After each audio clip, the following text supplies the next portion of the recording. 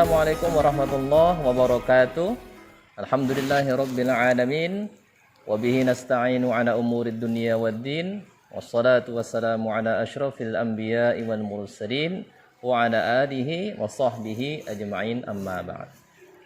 Sahabat kaum muslimin rahimakumullah, untuk bisa membaca huruf Latin, seorang anak perlu belajar, perlu mencari guru, perlu pergi ke sekolah.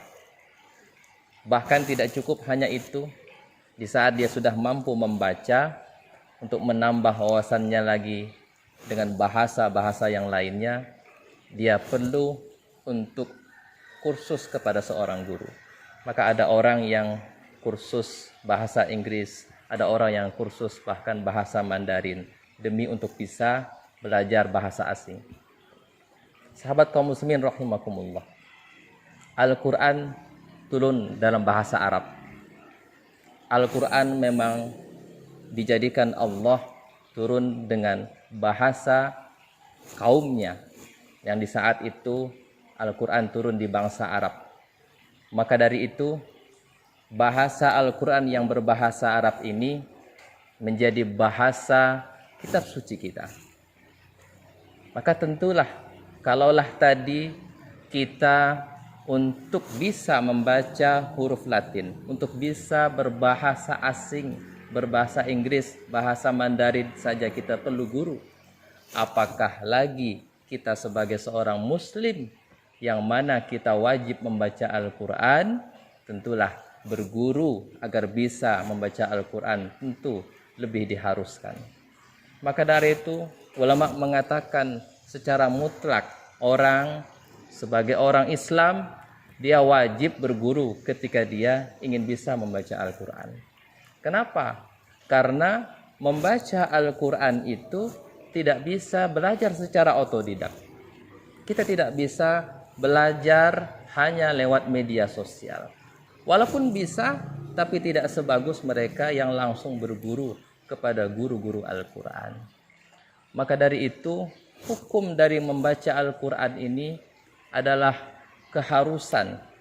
Maka ulama mengatakan, Imam Al-Jazari dalam sebuah baitnya, al-akhdhu bitajwidi hatmun lazimun. Membaca Al-Quran dengan tajwid adalah suatu keharusan, hukumnya fardu ain. Man lam yujawwidul Qur'ana asimun. Maka barang siapa yang tidak membaca Al-Quran bertajwid, yang membaca Al-Quran tidak dengan kaidah-kaidah yang sudah ditetapkan, maka orang tersebut dianggap berdosa, kata Imam Al-Jazari. Maka semakin berkembangnya zaman, pendidikan Al-Quran pun semakin baik. Maka kita mengenal ada TPQ, Taman Pendidikan Al-Quran. Bahkan sekarang sudah maraknya, menjamurnya pesantren-pesantren, bahkan rumah-rumah tahfiz, rumah-rumah Quran untuk didatangi oleh anak-anak kita agar bisa membaca bahkan menghafal Al-Quran. Sahabat kaum muslimin rahimakumullah, inilah kesempatan kita di zaman yang penuh kemudahan ini agar kita bisa bersama-sama mengantarkan diri kita, bahkan kita sebagai orang tua bisa mengajak anak-anak kita agar bisa belajar Al-Quran di tempat lembaga-lembaga Al-Quran, khususnya di tempat yang memang di situ ditempa setiap harinya Al-Quran. Ada pesantren yang khusus mendidik anak-anak santrinya agar bisa membaca bahkan menghafal Al-Quran. Kita kenal ada pesantren tahfiz Al-Quran, ada pesantren yang memang khusus dibina anak-anaknya agar bisa menghafal Al-Quran bahkan sampai 30 juz. Maka sekarang sangat mudah sekali kita menemukan pendidikan-pendidikan seperti itu. Inilah tanggung jawab kita sebagai orang tua agar mengarahkan anak-anak kita untuk bisa membaca Al-Quran. Sahabat kaum muslimin rahimakumullah, kalaulah kita merasa membaca Al-Quran sangat berat karena beralasan mungkin kita sudah tua usianya, mungkin sudah senja, tidak mampu lagi membaca Al-Quran sebagaimana anak-anak muda. Maka dari itu kata ulama bahwasannya belajar itu hendaknya dimulai dari usia muda. Karena kenapa? Karena apabila orang belajar dari usia muda, maka dia seperti mengukir di atas batu. Tetapi ketika dia belajar di usia tua, dia seperti mengukir di atas air. Sehingga seolah mustahil, walaupun bisa, tapi hasilnya pun tidak akan maksimal. Bagaimanapun, tetaplah kita sebagai umat Islam diwajibkan untuk membaca Al-Quran. Karena memang Al-Quran memang harus dibaca di dalam sholat kita.